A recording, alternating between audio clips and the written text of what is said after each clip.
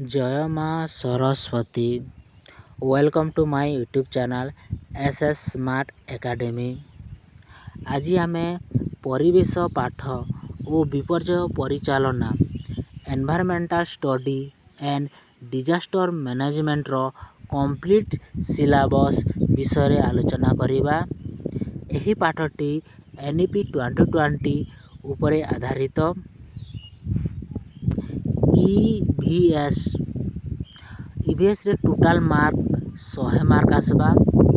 Language पिला माने English रे आसबा क्वेश्चनटा, किंतु जिते भी एग्जाम सब Odia and English bio language रे आसे, किंतु ईवीएस पाठर क्वेश्चनटा केवल इंग्लिश रे आसबा। किंतु लिखिला बेले बोथ लैंग्वेज इंग्लिश भी लिखि पारो किंबा ओडिया रे भी लिखि पारिबो। यूनिट 1 रे आमे वायु प्रदूषण, जल प्रदूषण, मृत्तिका प्रदूषण, सामुद्रिक प्रदूषण, शब्द प्रदूषण और विकिरण प्रदूषण माने प्रदूषण चैप्टरटा आमे यूनिट 1 रे पढ़िबा।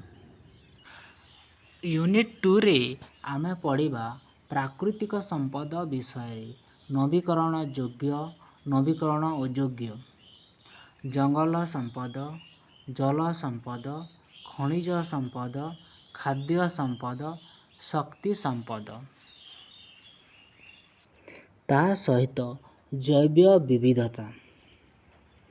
यही सबू आमे यूनिट 2 रे पढ़िबा। यूनिट 3 रे आमे पढ़मा विपर्यय परिचालना।